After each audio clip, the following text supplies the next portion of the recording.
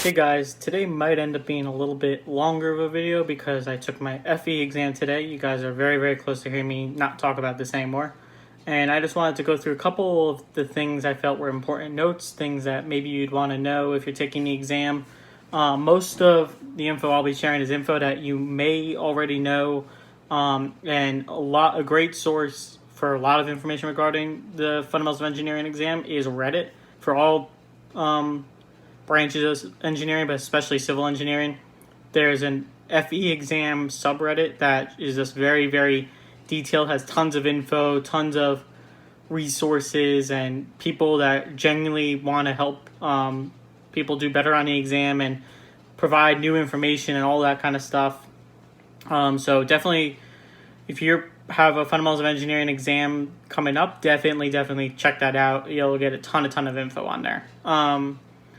But since there's that resource that already exists, I think I'm going to focus a little more on things that I didn't necessarily have answers for when I looked at the FE Reddit and just highlight some things that they've mentioned. So first one is make sure you're checking your NCEES website every single day to see if they happen to reschedule or cancel your exam, because while I was in the room, I saw two girls walk in and be told, oh, your exam was rescheduled. You need to call them and pick a new date.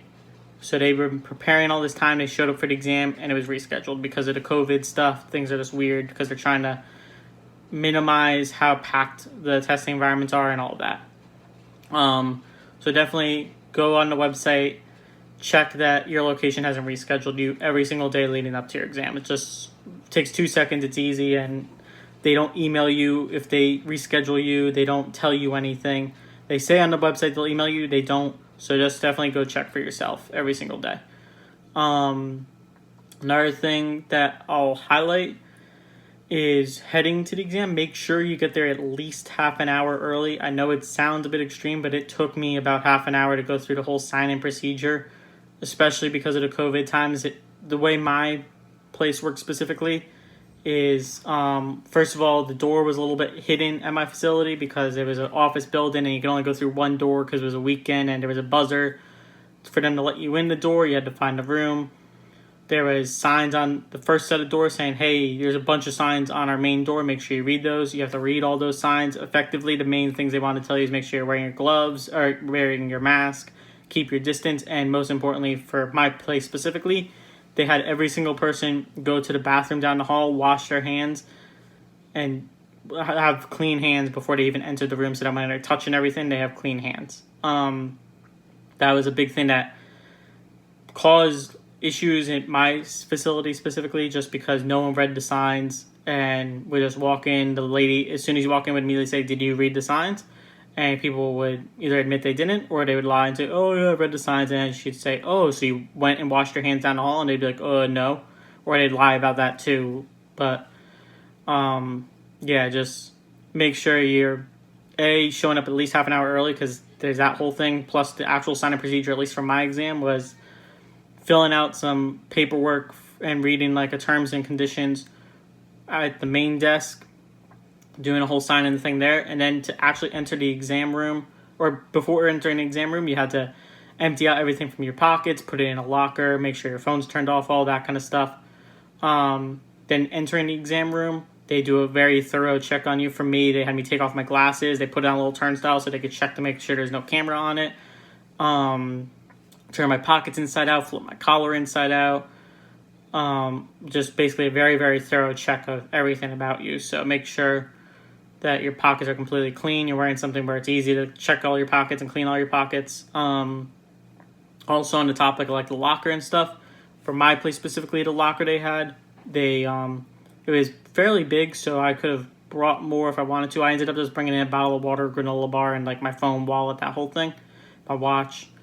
So all of it fit in there very easily. You could potentially bring more, like if you wanted to bring in like a sandwich or something, like a bigger food, you could. Also for my exam specifically, and I assume everything I say at my exam specifically, I think is pretty much the general way things work for most exams across America, at least maybe, or at the very least most New Jersey exams. You were able to go out to your car to get food or drink and check your phone and all that kind of stuff at your break. But if you took like what they called an unscheduled break during the exam where the clock isn't stopped, you really could only just use the bathroom and get water from your locker. You couldn't check your phone or anything like that. They kind of watched you if you did stuff like that. As far as the setup for my exam specifically, a few notes that maybe aren't super clear on the FE Reddit site is that, one, it's all on one screen. So if you're used to using two monitors where you have like your FE handbook on one monitor and exam on the other, just be aware that it's one monitor, so everything's a little tighter. Also, the search box for the monitor for the FE handbook is you still have the search box, but it's not exactly like what you're used to on Adobe. I'm assuming most people use Adobe. Some of you might be using Bluebeam. But if you want a good representation of how the search function works on the FE exam compared to what you're probably used to with Control Left, where the little box pops up in the top right of Adobe, you type in your word and kind of click the arrow to go down to other options until you get to what you're looking for.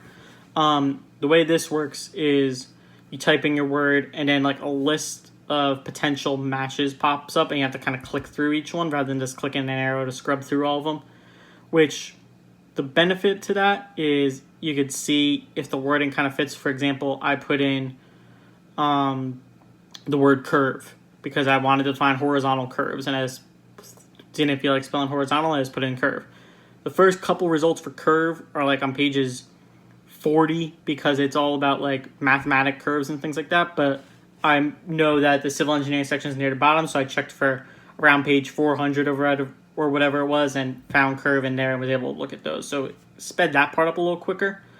If you want to see what that search function looks like, you could use, instead of doing Control F to bring up a search thing on Adobe, if you do Control Shift F, that brings up a very, very similar sidebar search function that will pretty much emulate what I'm talking about pretty well, I would say.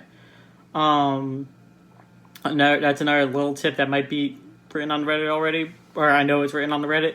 Definitely get to know your FE handbook. If you are familiar with the FE handbook, especially the little equations here and there that aren't as easy to find, charts where you might not be able to search pictures as well and things like that, getting to know where some of those things are and that at least they exist can definitely help you on the exam. One question particularly on the exam, I had a quirky question about radius of curvature, which is not something I'm super familiar with. I've heard of it before, but it's not something I studied a lot or anything. And I just so happen to remember an equation for radius of curvature, or a symbol for radius of curvature. It is shown as rho in one part of the book. In the mathematics section, it says rho is equal to radius of curvature. And then in the civil engineering section, when they're talking about the radius of curvature for beams and deflection in beams, there's an equation where it's 1 over rho is equal to m over IE. And basically that was one of the equations I had to use during my exam. And if I had not seen in the math section that rho is equal to radius of curvature, I wouldn't have known to use that deflection equation to figure out the problem I was working on, basically. Because basically they said, find a deflection in order to get your radius of curvature or something along those lines. I shouldn't be divulging specifics like that, but it's a more general thing. I'm not really saying word for word what the question is. But yeah, things like that, just get to know your handbook for sure is a very, very big deal. Another thing for during my test is they had noise canceling headphones, which I use just because I felt like it helped me focus a little more. Usually I'm pretty good at blocking things out, but I felt like with an exam like this, I might get distracted a little easier. So I threw on the headphones at the very beginning, even though it's not something I'm used to. Speaking of things you're not used to, if you are taking the exam in COVID times, make sure you do at least one practice exam with your mask on the whole time just to get used to that. That's a very, very weird experience if you're not used to wearing your mask for 6 hours straight. So I would definitely recommend doing that. Or if you don't have like a practice test or don't want to do it that way, at least get used to wearing your mask for like a solid 3 hours at least straight, because that's what the exam is going to be like. Another thing with timing on the exam, for me in particular, I kept leaving extra time in the second half versus the first half because the second half is supposedly harder.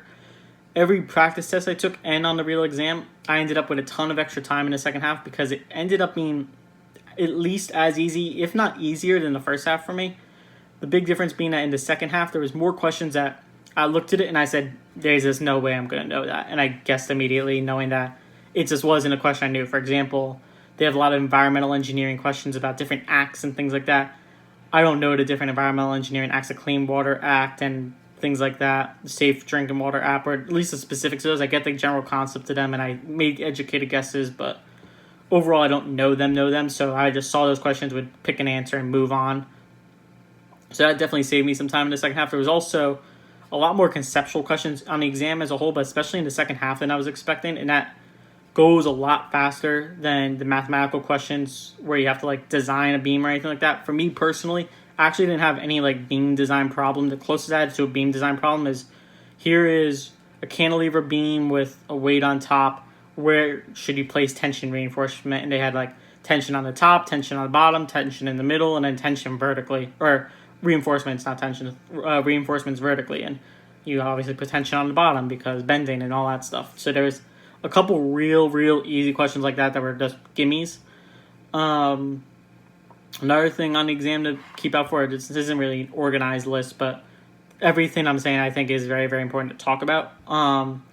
Units. Study your units over and over and over. If you can master units, you will save yourself half an hour on the exam easy. Even with the amount I tried to study, there's a few units I wanted to double check myself and went back and just wasn't certain on things.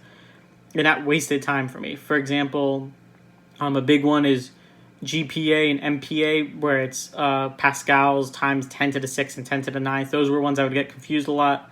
Converting from miles per hour to feet per second is a very common one. That's a conversion you should get used to, basically, because it's the one in the handbook originally they give you is from miles per hour to feet per minute.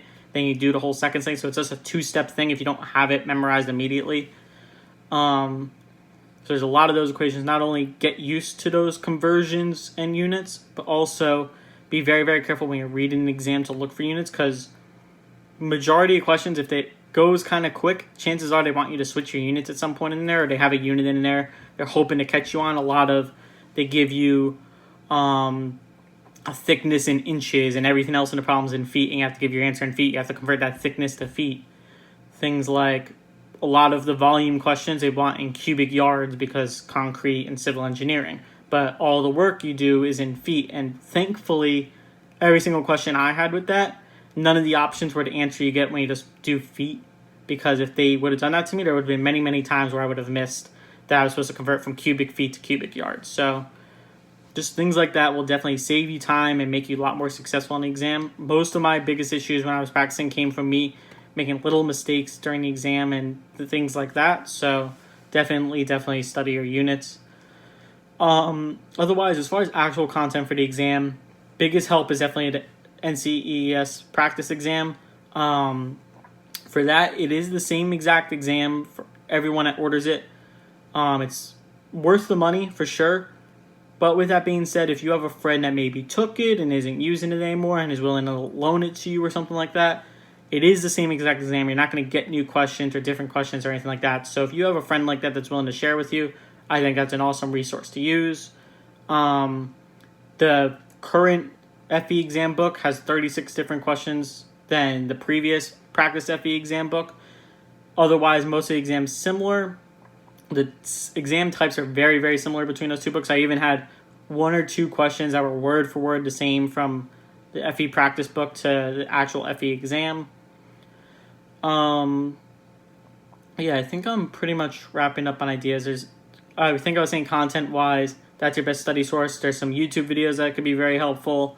My school provided me with a study service that had some very good lecture videos and a lot of practice problems, but at the end of the day, most practice services just go into questions that aren't as necessary for you to know for the FE exam. Not everything that's listed in the Fundamentals of Engineering Handbook is something you need to know, like the back of your hand or anything like that. George Michelson from Marshall University is the big one that everyone will talk about. He does a very good job on the exam, just kind of going through all those things, the different topics and stuff, and he stays relatively recent. He doesn't have info for the newest exam, but there really isn't that much different. If you're one of those people that's studying off of old content, you'll be fine. There is nothing that I felt like I missed studying-wise that was different for me. one of the big things they added was a thing where you're supposed to know how to read drawings for civil engineering. All that meant for me was like reading a sketch of like a building with footings kind of thing, and just telling how many cubic yards needed to be used to create a footing with a slab or something like that. It was very, very easy. You could give a third grader the question and they could probably reason their way through it with basic geometry. And then there was a couple things that were taken out, which was helpful, like composite beams and stuff technically was taken out as far as solving them, but I had a question that was a conceptual question kind of asking about it.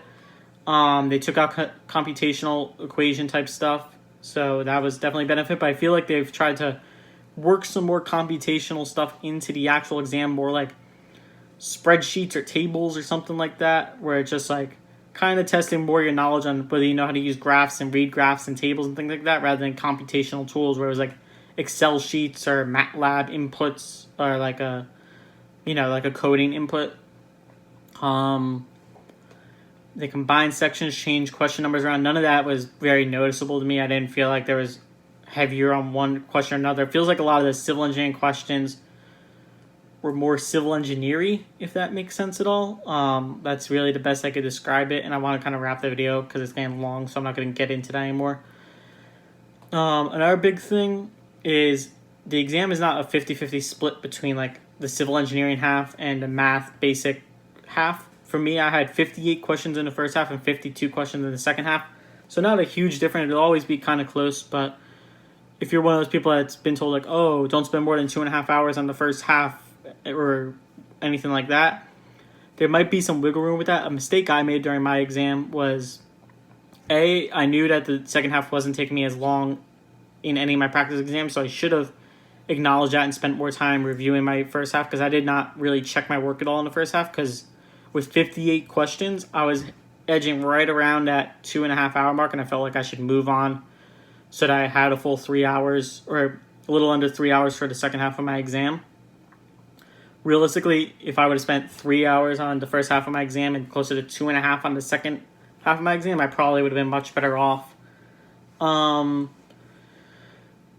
Another thing, obviously, is the way I take the exam is I go to a question if it takes me more than 2-3 minutes to figure out. Most of them are very, very easy. There's very few questions where you have to sit there and figure them out. If you have to sit there and figure them out, it's because you're not remembering something and it'll take you some time for it to click, but there's none that take like 2 to 3 minutes of actual work.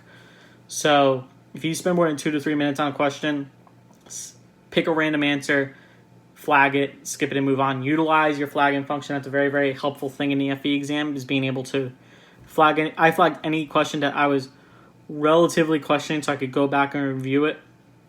Ideally, a lot of them, like I said, in the first half I didn't really review. Second half I reviewed every single question because I had an extra hour and a half to do work. For me personally, I wasn't able to really figure out anything by going back and reviewing. There was 2 questions I happened to figure out that I was able to get because I had that extra hour to really mess around with them. But overall, I think your best use of that extra time, if you want to review your exam, would be using it to check your work, not so much figure out problems you don't know. If you don't know a problem, chances are you're not going to know it. Take your best guess and move on.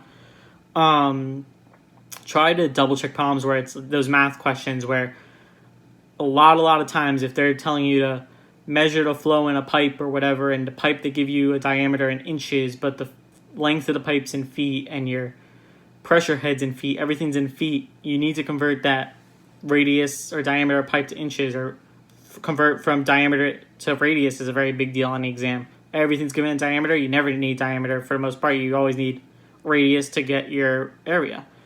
Things like that is definitely something you should check, and I would take time to check those questions more, even than trying to figure out questions you don't know. If you have a ton of extra time like I did, great. Try and figure out a problem you don't know. But try and utilize your extra time to check questions you think you got right to make sure you got them right. For me personally, my goal with the whole studying process was on practice exams and all that to try and get 80%. I never really quite got to 80%. I was always hovering somewhere between 70 and 75%. That's what I ended up doing on the real exam. If I'm just kind of guesstimating, I don't actually know my results yet. You guys will definitely get a video when I get my results. Hopefully it's a pass and I won't know what percentage I got right. But just based on how many majority of the ones I flagged I got wrong, which is what I'm expecting. Like if 80% of the questions I flagged I got wrong, then I probably got somewhere between a 70 and 75%, which should be enough. The rule of thumb that I've always been told is that you need a 65% to pass the FE exam for civil engineering anyway. Don't know how true it is. I know it fluctuates a lot, especially as the exam is changing and there's more conceptual questions. That number can go up or down pretty radically depending on the conceptual questions. For me personally, conceptual questions are just you know it or you don't. It's hard to study for those, especially when there's very specific questions about environmental engineering acts or stuff about chemicals and admixtures you use in concrete. Is just things I'm not super familiar with. And yeah, I think that's definitely enough for this video. This is one of my longest videos in a very, very long time, so I'm going to cut this off here. I'll definitely probably have some more info in the future. Maybe when I have my final results, I'll do a more composed video of what you should and shouldn't do, so that I'm not just kind of speaking without knowing whether everything I'm saying led me to help pass, but I don't think anything I say could possibly hurt. So that's enough for today. As always, thank you guys for watching, and I'll see you in tomorrow's episode.